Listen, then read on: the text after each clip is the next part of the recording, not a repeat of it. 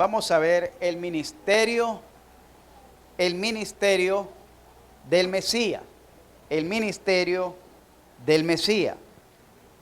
Oiga bien, el ministerio del Mesías. Se entiende que Mesías es el enviado, Mesías es el esperado por Israel, pero vamos a ver su ministerio como el profeta Isaías lo viene relatando, pero quiero que comencemos a ver su ministerio, ¿verdad?, a la luz del capítulo 53 de Isaías. Esto no lo vamos a terminar hoy. Dios mediante, pues lo miremos en dos domingos, 3 domingos tal vez. ¿Cuál es el propósito de esta enseñanza? Que usted pueda interiorizar, oiga bien, interiorizar ese ministerio mesiánico. El concepto general que tienen muchos creyentes y el mundo entero acerca del Mesías, hablando Jesucristo, es que el Mesías era un líder, oiga bien, un líder, en el caso de la secular, los judíos, un líder revolucionario para los judíos. Para los judíos era un líder revolucionario. ¿Y por qué utilizo esa palabra? Porque revolución viene de cambio. Revolución no es un término político.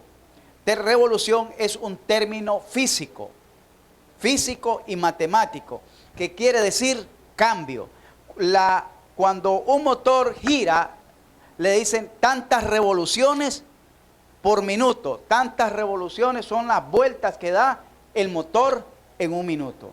Para que vayan entendiendo y no se me vayan confundiendo. Entonces, el término que esperaban los judíos era un término revolucionario, porque ellos esperaban un cambio de un Mesías que les trajera, número uno, libertad, que les trajera prosperidad, que les trajera paz, que les trajera conquista. Es decir, que les devolviese la supremacía como nación cuando la tuvieron en los tiempos de David y del rey Salomón.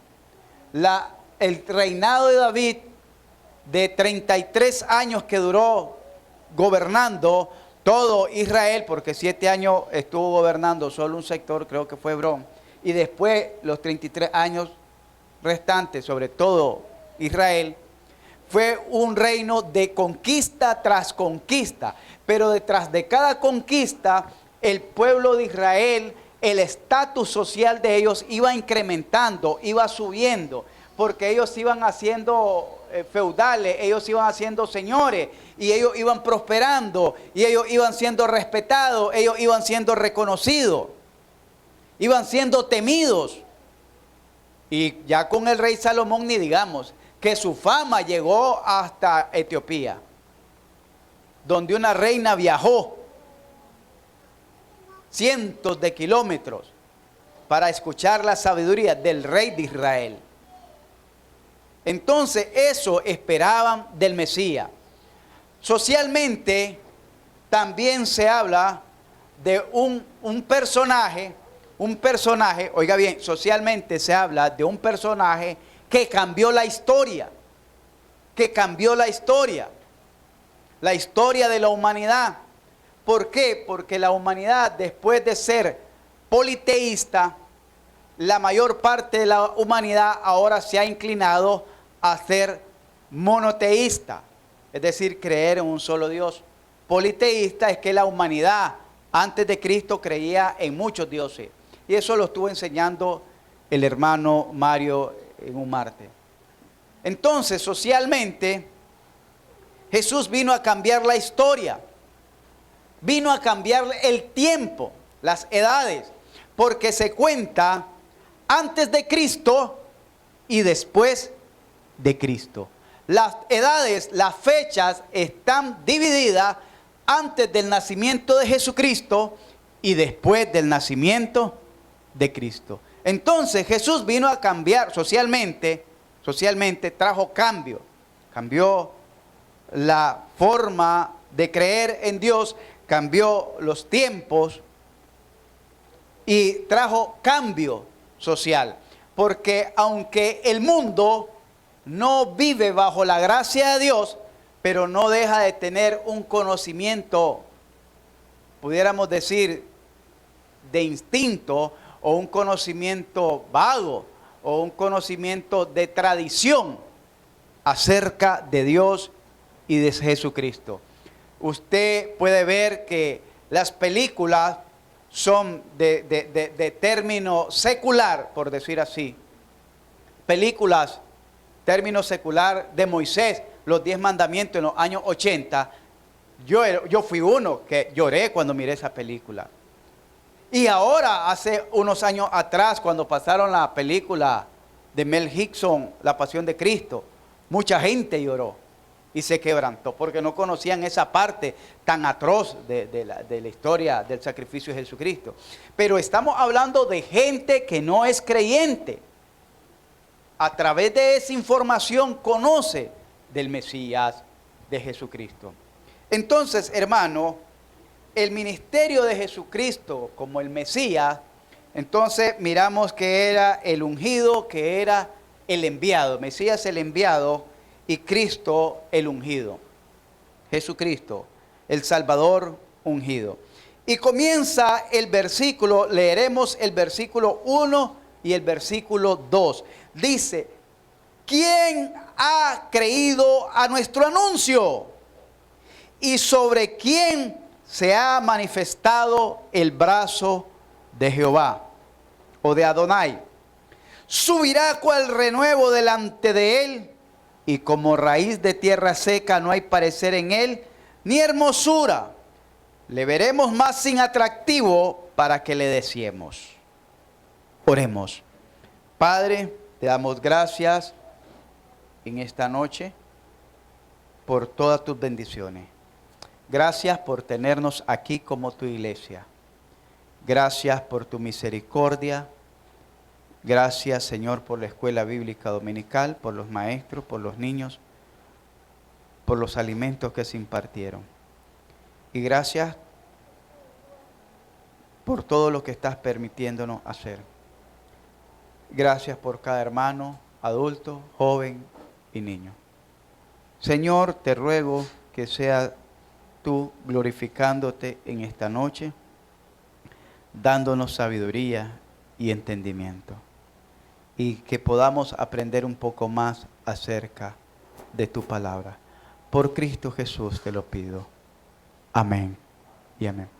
Quiero pedirles, ¿verdad?, que por el amor a Jesucristo estén quietos y callados. Quietos y callados. No estén en entradera y salidera. Entradera y salidera. Ahí mire que salió corriendo alguien para allá como venado. Tenemos que tener y acostumbrarnos a tener reverencia en las casas del Señor, hermano. Y va a irse acostumbrando a ellos, porque allá va a ser bien diferente allá. Bien diferente. Ahí van a ver.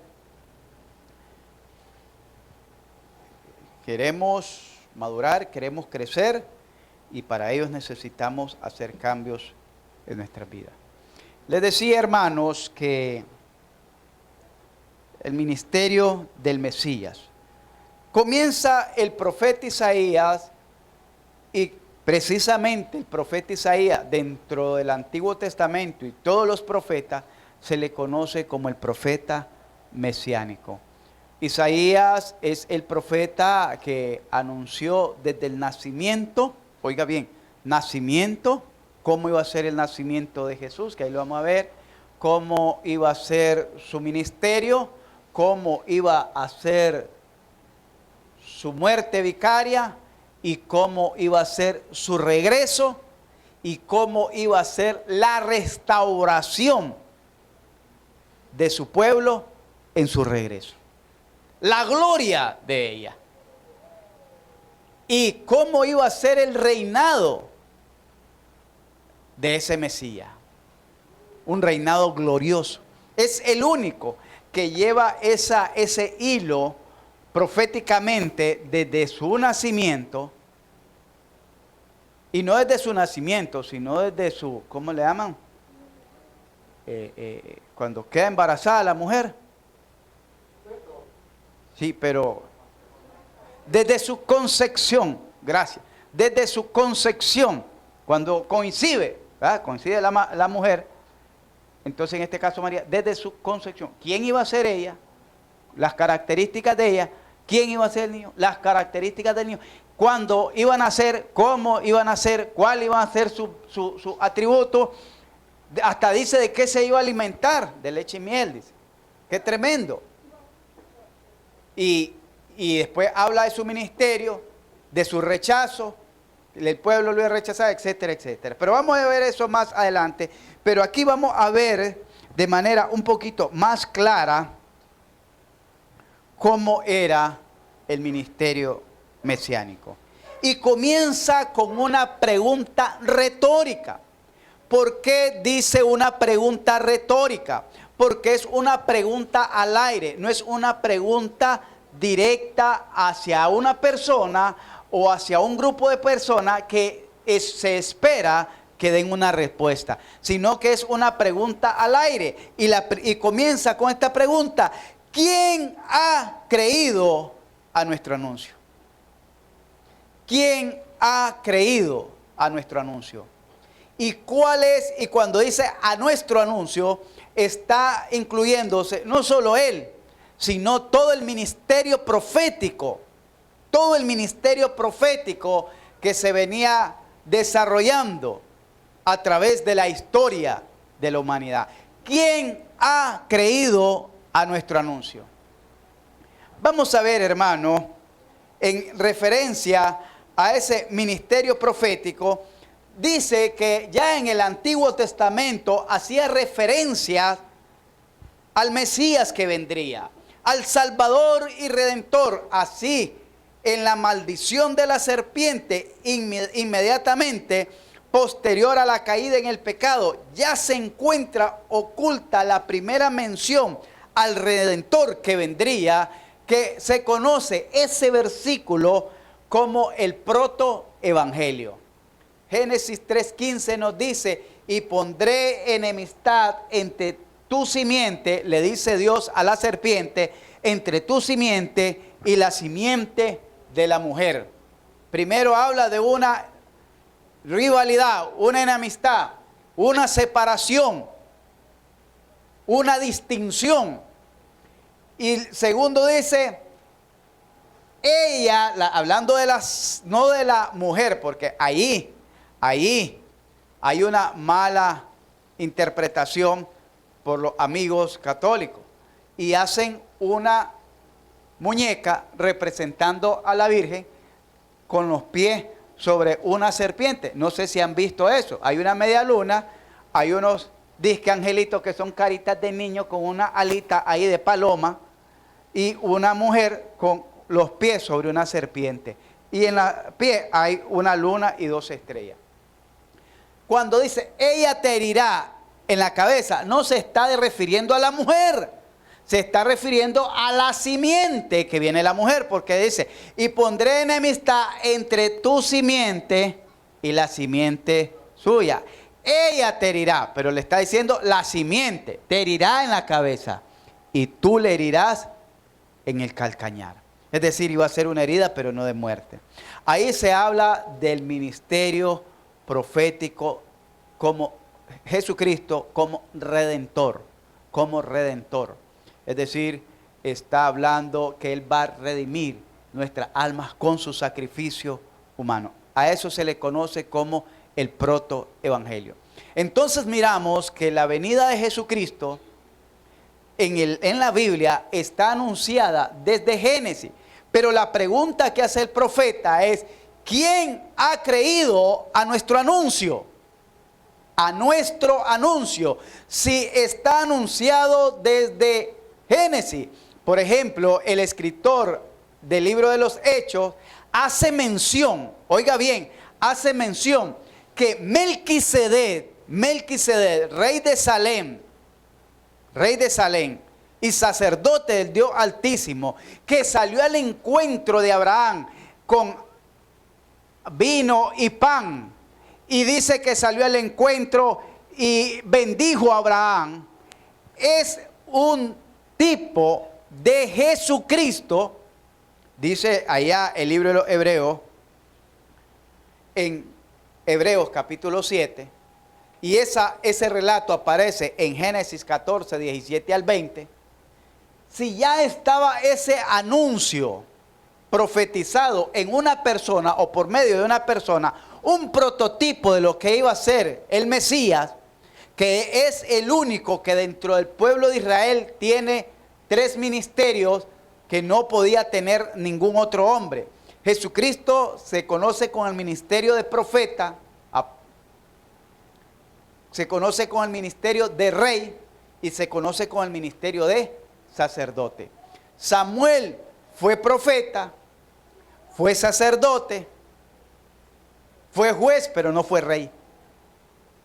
Fue juez, pero no fue rey. Jesucristo es Rey de reyes y Señor de señores.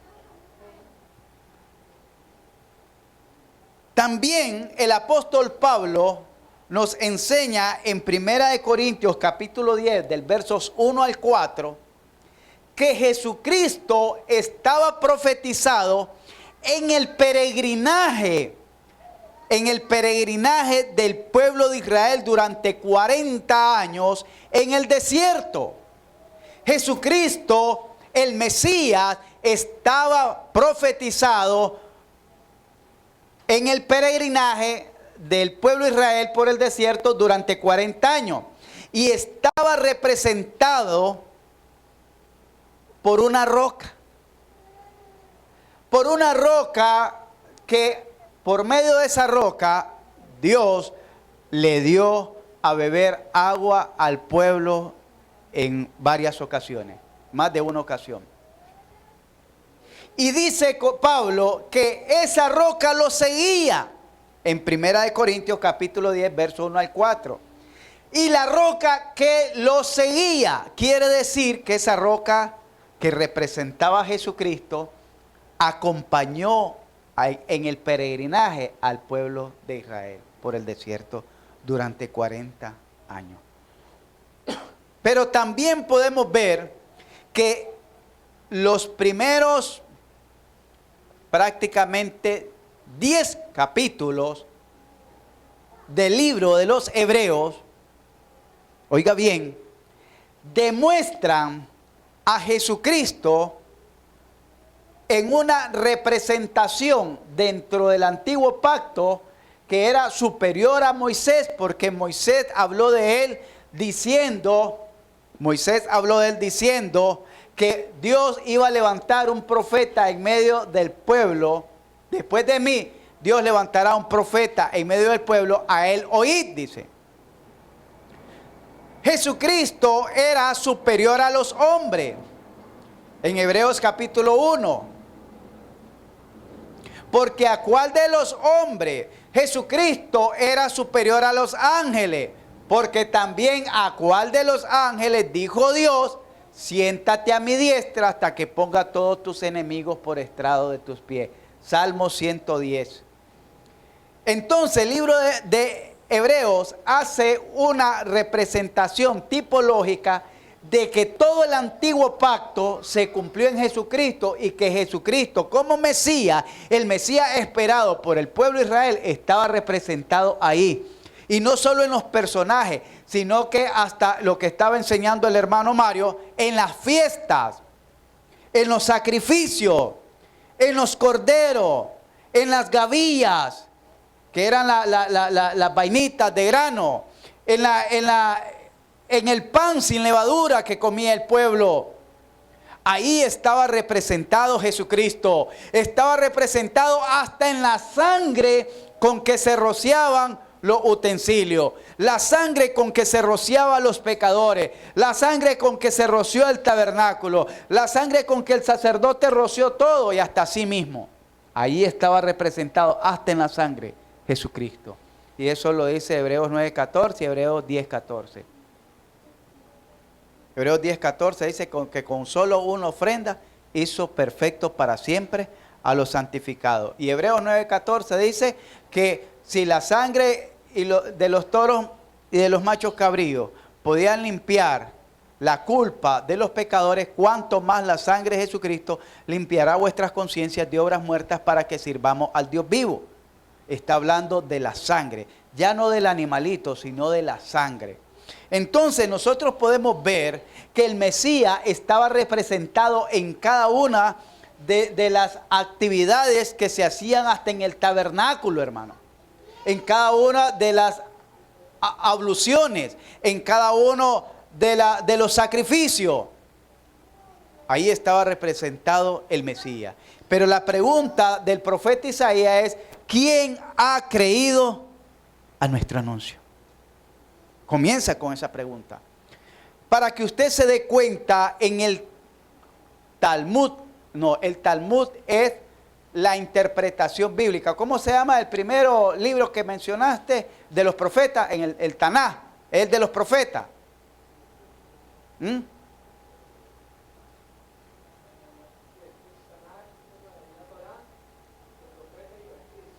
En los profetas, en el libro de los profetas que tienen los judíos, ¿saben lo que hicieron? Mutilaron este capítulo.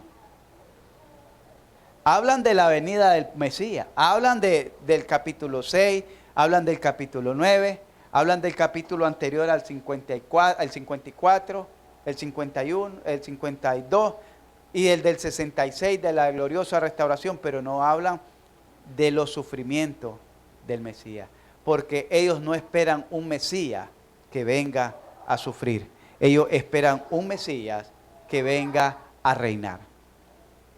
Por eso es que rechazaron a Jesucristo.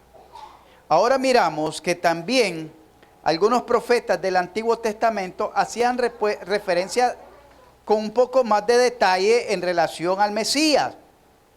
Por ejemplo, miramos que el mismo Isaías, en el capítulo 9, verso 6, lo describe con nombres que subrayan su unicidad.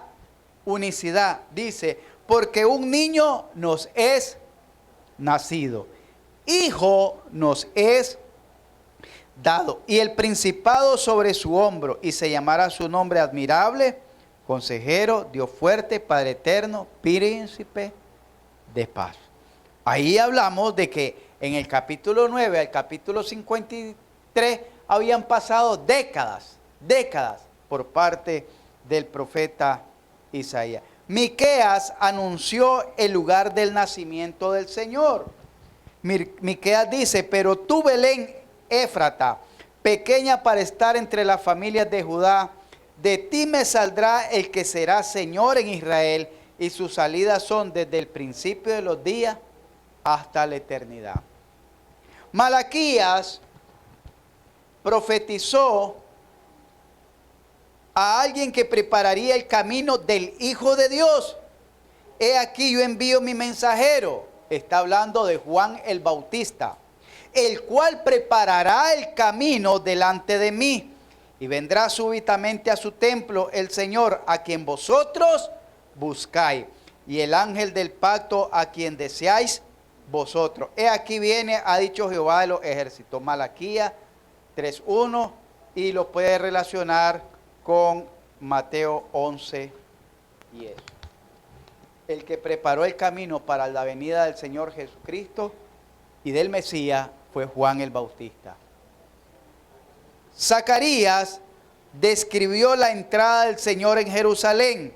Alégrate mucho, hija de Sión, da voces de júbilo, hija de Jerusalén. He aquí tu rey vendrá a ti, justo y salvador, humilde y cabalgando sobre un asno, sobre un pollino, hijo de asna. Zacarías capítulo 9, versos 9. Y hay muchos textos que hablan del ministerio. Por ejemplo, en los salmos miramos que sobre su ropa iban a echar suerte. En el Salmo 2 miramos que iba a ser traicionado por su mejor amigo, que iba a ser vendido por 30 piezas de plata. También aparece profetizado que se le iba a hacer un juicio injusto, etcétera, etcétera. La pregunta: ¿quién ha creído a nuestro anuncio? Es una pregunta retórica. Ahora, en los tiempos de Jesús, hermano, déjenme buscarle por aquí, creo que es en el Evangelio de Juan. En el Evangelio de Juan, si no me equivoco.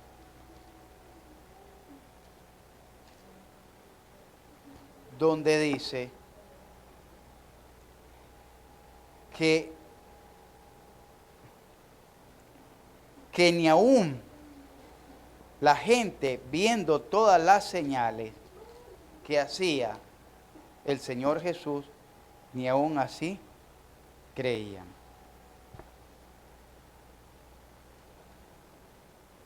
Ni aún así creían. Una incredulidad, hermano, tan terrible. Aquí está Juan. Por ejemplo, el Señor dijo en alguna, vamos a leer en estas partes de aquí, que dice que la gente creía, por ejemplo, en Juan capítulo 6, verso 2, y le seguía gran multitud porque veían las señales que hacían en los enfermos. La gente creía por las señales que hacían. Después miramos que más adelante dice el Señor Jesús, más adelante en el 8:24, si no creéis que yo soy, en vuestro pecado moriréis. Perdón.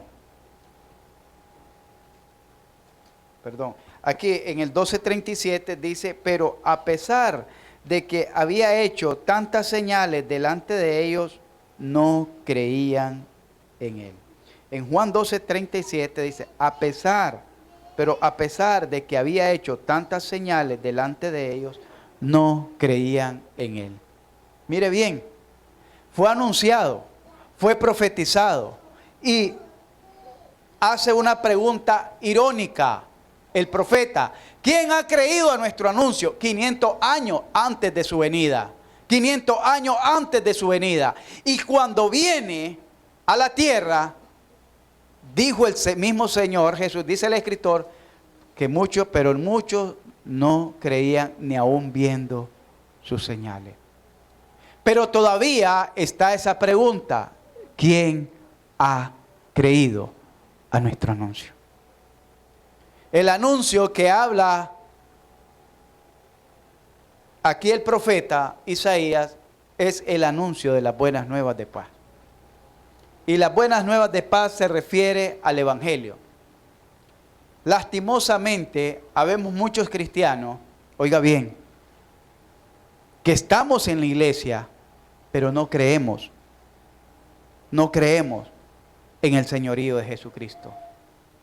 No creemos. Dice, primero, el primer punto, ¿quién ha creído a nuestro anuncio? La pregunta sería, ¿usted cree que Jesucristo es su Señor? No el Señor, su Señor. No es lo mismo decir Jesucristo es el Señor a decir Jesucristo es mi Señor. ¿Cuántos pudiéramos decir en esta hora, Jesucristo, tú eres mi Señor porque tú estás señoreando, tú estás reinando, tú estás dirigiendo, tú estás gobernando en mi corazón y en mis pensamientos? El motivo de mi vida, la razón de mi vida, eres tú, mi Señor. Tú eres mi Señor y yo soy tu siervo. En otras palabras, tu esclavo. Si usted dice que Jesús es su Señor, ¿se considera usted esclavo o esclava de Jesucristo?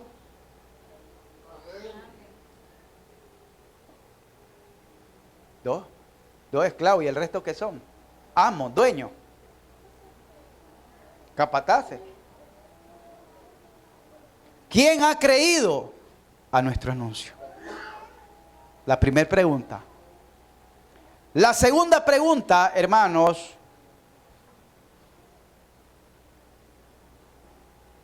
¿y sobre quién? Que eso es lo que vamos a ver a continuación. ¿Y sobre quién se ha manifestado el brazo de Jehová. ¿Sobre quién se ha manifestado el brazo de Dios? No sé si usted se puede hacer esa pregunta. ¿Lo tenemos ahí?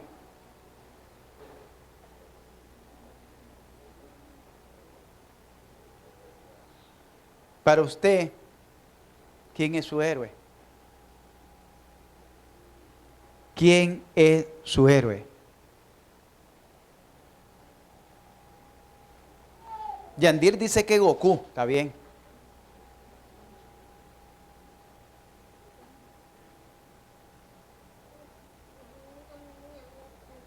¿Quién, Pepe? El Chapulín, dice Pepe, Chavo el 8. Está bueno, Chapulín. Pero para usted, ¿quién es su héroe? ¿Quién es su pasión? ¿Quién es su afición? ¿Quién es su admiración? ¿A quién admira?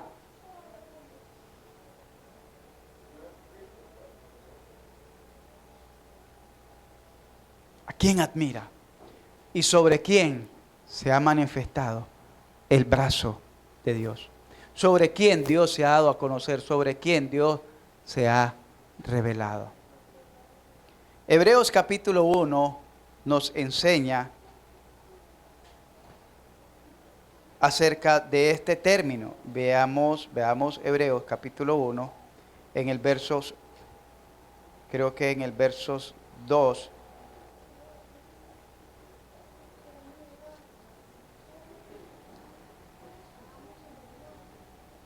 Dice así: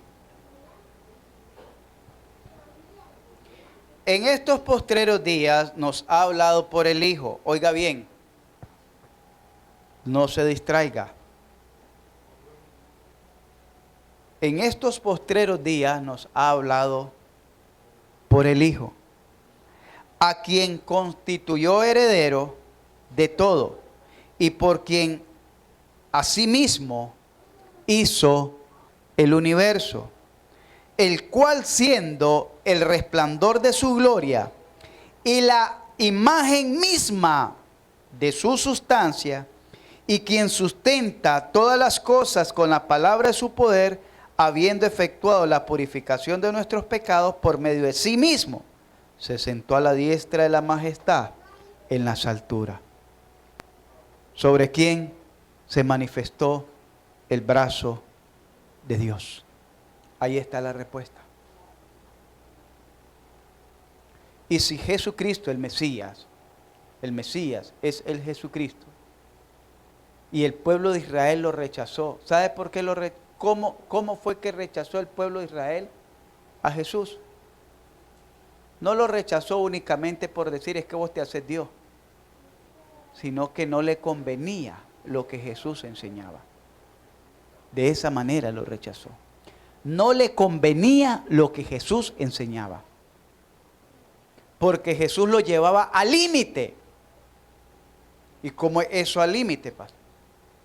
Había una ley romana que decía que a los pueblos que ellos hacían cautivos o tributarios, estaban obligados que si un ciudadano romano iba cargando un saco de papa o de frijoles y se topaba con un ciudadano judío, el ciudadano judío estaba obligado por la ley romana a ayudarle a cargar al ciudadano romano una milla. Eso decía la ley romana, que los pueblos que eran tributarios de ellos, como no los esclavizaban, estaban obligados que si un ciudadano romano iba cargando y se encontraba con un ciudadano judío, por el hecho de ser tributario y no hacerlo esclavo, estaba obligado a cargar una milla, ayudarle a cargar, llevar su carga una milla. Estamos hablando como 1.2 kilómetros cargando. ¿Y qué le dijo Jesús? Si te dicen que lleves la carga una milla, ve tú 2. ¿Le gustaba a alguien que le duplicaran la dosis? Lo llevaba al límite. Lo llevaba al límite. En determinado momento quisieron cuestionar a Jesús y le dijeron: Señor, ¿es lícito dar tributo al César? Y Jesús les dice: muéstrenme la moneda. Y le dan una moneda y le dicen: ¿de quién es esta imagen? Del César, le dicen. Entonces denle al César lo que es del César y a Dios lo que es de Dios. Ahí está hablando que a Dios, como estaban en el tiempo de la ley, tenían que diezmar, cumplir con la ley de diezmar, cumplir con la ley de ofrendar, cumplir con la ley de las primicias y cumplir con la ley de la fiesta de los tabernáculos. Oiga bien, pero también ahora se le hacía una carga más dentro de la economía y era pagar tributo al César. ¿Le gustaba eso? Les tocó la parte más débil, la piedra en el hígado, la economía. Por eso, no era porque Jesús solo se hiciera pasar por Dios, era porque Jesús lo llevaba al límite. Y les dijo en el 23 de Mateo: en la cátedra de Moisés se sientan los escribas y fariseos. Haced todo lo que ellos os digan, pero no hagáis lo que ellos hacen. ¿Lo llevó al límite o no lo llevó al límite? Hermanos, por eso, ahora la pregunta es, si sabemos por qué ellos fue que rechazaron al Mesías, ¿por qué usted rechaza a Jesucristo como su Señor? Simplemente porque no le gusta lo que también Jesús nos lleva al límite. La palabra de Dios, la vez pasada estuvimos enseñando, dice: esforzaos, le dijo Jesús, a entrar por la puerta angosta. Lucas 13. Porque muchos procurarán, pero no podrán. Jesús le está diciendo: no procuré, eso no sirve. No lo intenté, eso no sirve, eso no te vale de nada, eso no te ayuda. Esforzate a entrar, porque el que procura está afuera. Está afuera. Y está, entro, no entro. Entro, no entro. Lo hago, no lo hago. Y está solo intentando, y se la pasa intentando. Eso no sirve. El Señor le dijo: decídete y esfuerza de una vez a entrar. Jesús nos lleva al límite, hermano. Jesús nos lleva al límite, a dar más de lo que nosotros podamos. Nosotros tenemos la costumbre de decir: Señor, ayúdame, Señor. Yo te prometo que si tú me das este trabajo, yo no falto. Si tú me das este trabajo, yo ayudo con esto. Si tú me das este trabajo, yo ofrendo, yo diezmo y no esto. ¿Sabes lo que te dice el Señor? No espere eso, porque no le vas a cumplir. El Señor Jesús dijo: dando es como recibir. Y si en esa miseria que te sentís, en esa pobreza que te sentís, en esa escasez que te sentís, no le sos fiel, tampoco en lo mucho le serás fiel. Y ese es el gran engaño y desengaño que nos llevamos. Engaño porque le prometemos cielo y tierra. Y cuando ya estamos, se nos olvidaron las promesas. Por eso es que no nos gusta que nos prediquen. Por eso es que no nos gustan las prédicas ni las enseñanzas. Porque Jesús nos está llevando al límite. Al límite. La lógica humana nunca va a conciliar con la lógica de Dios. Jamás va a conciliar con la lógica de Dios. Dios quiere que en lo poco que tú tienes, ahí le seas fiel. En lo que tú tienes, le seas. Entonces, cuando tú seas fiel en eso, Él dirá el Señor: también en lo mucho me será fiel. y puede promoverte, puede estimularte, puede prosperarte, puede ayudarte a abrir puertas y que salga adelante. Pero si en lo poco que alcanzaste no fuiste fiel, ahí te quedarás estancado, no saldrás adelante. Hermanos, una de las razones por qué nosotros rechazamos el señorío de Jesucristo es por la ideología social en que vivimos. La ideología social en que vivimos. No nos ajustamos a la sana doctrina. La ideología social, oiga bien, y esto lo oí hasta de hermana, dizque que van a la iglesia, dizque que son cristianas, y cuando usted les toca la Biblia, ¿sabe lo que ellas dicen? Eso era para aquellos tiempos, pastor. Ahora estamos viviendo otros tiempos. Eso era para aquellas personas. Ahora estamos viviendo otras personas. Eso era en otras condiciones. Ahora estamos viviendo en otras condiciones. El pensamiento social rechaza el señorío de Jesucristo. Ya les voy a decir por qué. Porque la mujer no quiere sujetarse al marido o al marido como cabeza de familia porque se siente menos. Oiga bien, se siente menos porque dice que ella es un ser humano igual que él, pensante, con sabiduría, con esto y con el otro, y no tiene por qué sujetarse porque Dios, ¿cómo es que dicen las mujeres? Hizo el primer ensayo en el varón y en lo primero se echa a perder para perfeccionar la obra y después salieron ella. Está bien. Pero la mujer hoy en día no quiere sujetarse por el pensamiento social. Le da pena. No quiere sujetarse al orden de Dios. Le da pena. Hoy estuve en una clase muy interesante con los jóvenes acerca de la formación de jóvenes. Y una de las cosas que le decía, cuando una dama se viste mal, o de manera sensual, con ropa apretadas, y así van a la iglesia. La he visto pasar aquí. ¿La viste ahora? Ahí. Quedaste viendo, ¿ah? Marcado todo el cuerpo, adelante y atrás. Y va para una falda larga, pero como que se la metió con mantequilla. Súper tallada, hermano. Sí, créame, ahí estamos ahí. Y yo le digo, si la mujer ¿para quién está? ¿Para agradar a Dios o a los hombres? Pregunto, ¿la mujer a quién tiene que agradar? ¿A Dios o a los hombres? A Dios, amén. Cuando se visten así, ¿la mirada de quién atraen? ¿La de Dios o la de los hombres? ¿Se da cuenta entonces? Pero a las mujeres no les gusta. ¿Por qué? Porque dice que se sienten ridículas, las grandes nahuas, pero es que está agradando a Dios y no a los hombres. Y cuando se visten así de manera provocativa, Dios no va a ver eso.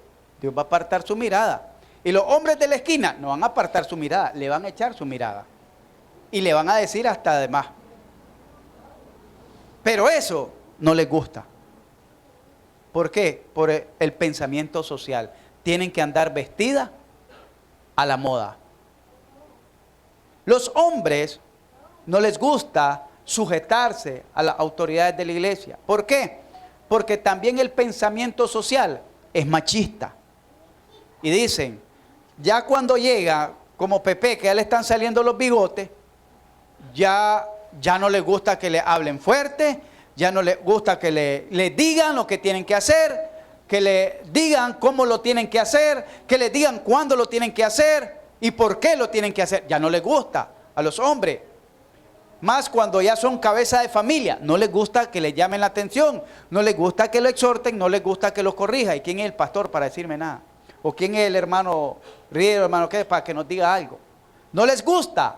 ¿Por qué? Porque el pensamiento social los conduce a un pensamiento machista, que ellos se sienten tan hombres que nadie les puede decir absolutamente nada. Y entonces volvemos a la pregunta, ¿quién ha creído a nuestro anuncio? ¿Y sobre quién se ha manifestado el brazo de Jehová? Si usted ha creído al anuncio de Jesucristo, si usted ha creído que Jesús es el Mesías, es el Hijo de Dios, es el Dios encarnado, ¿qué espera para hacerlo Señor de su vida? Señor de su vida, no de su mente, de sus pensamientos. No, es que yo soy miembro. Olvídese de qué iglesia es miembro. Preocúpese que si usted es un súbdito de Jesucristo, si Jesucristo es su Señor, de eso tiene que preocuparse. Si está siguiendo el camino de Jesucristo, si está viviendo en los mandamientos. Dice San Juan capítulo 15, y ahí terminamos.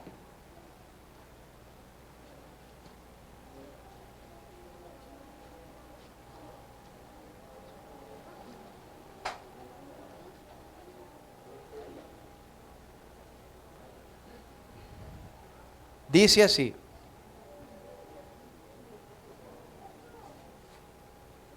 verso 7. Vamos a leer del 5 al 7. Del 5 al 7. San Juan 15, del 5 al 7. Leámoslos todos a una voz para que nos llenemos de gozo y de la palabra de Dios. Para que miren que no es el predicador el que le está diciendo las cosas, sino que es Dios hablándole a ustedes. ¿Quién ha creído a nuestro anuncio? Dice el verso 5, hablando Jesús: yo soy la vid, vosotros los pámpanos. El que permanece en mí y yo en él, éste lleva muchos frutos, porque separados de mí nada podéis hacer. El que en mí no permanece será echado fuera como pámpano y se secará, y lo recogen y los echan en el fuego y arden. Hasta añade, y arden. Si permanecéis en mí y mis palabras permanecen en vosotros, pedid todo lo que queráis y os será hecho. Amén, hermano. Hermanos, no podemos considerarnos que somos cristianos si no estamos guardando la palabra de Dios, si no estamos permaneciendo en esa comunión con Dios.